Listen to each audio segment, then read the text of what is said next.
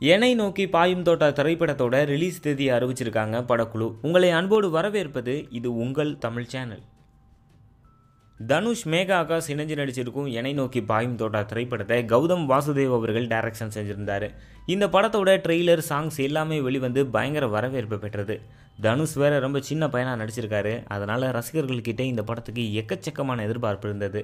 படத்தை தயாரித்த தயாரிப்பாளருக்கு நிறைய கடன் இருந்ததால் படம் ரிலீஸ் ஆகிற தேதி தள்ளி போய்கிட்டே இருந்தது.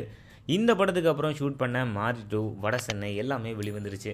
அதே மாதிரி மேகா ஆகாஷோட வந்தா ராஜாவது வருவேன், பேட்டைன்னு எல்லா திரைப்படங்களும் வந்துருச்சு. இப்போது பூமராங் திரைப்படம் கூட வெளிவரப்போகுது.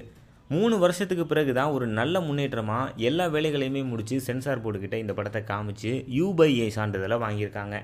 இந்த படத்தை தயாரித்த எஸ்கே ஆர்டிஸ்ட் நிறுவனம் அதன் முந்தைய படங்களான கயல், மாப்பிள்ளை சிங்கம் படங்களுக்கு வாங்கின கடனையே இன்னும் திருப்பி கொடுக்கலையாம்.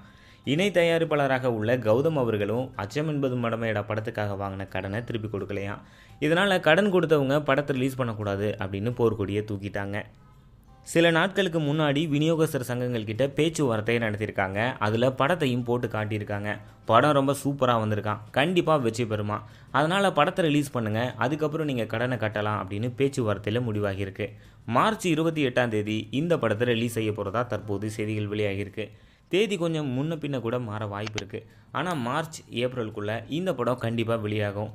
ஒரு வழியாக பிரச்சனைகள் எல்லாமே முடிஞ்சதால் தனுஷ் ரசிகர்கள் இப்போ பயங்கர சந்தோஷத்தில் இருக்காங்க. இனி அவங்கள கையிலேயே பிடிக்க முடியாது, தோட்டா மாதிரி பாய போகிறாங்க. இந்த செய்தியை பற்றின உங்களுடைய கருத்துக்களை கீழே உள்ள கமெண்ட் பாக்ஸில் மறக்காமல் பதிவு பண்ணுங்கள். மேலும் இந்த படத்தை பற்றின அப்டேட்டுக்கு சப்ஸ்கிரைப் பண்ணுங்கள் தமிழ் சேனல்.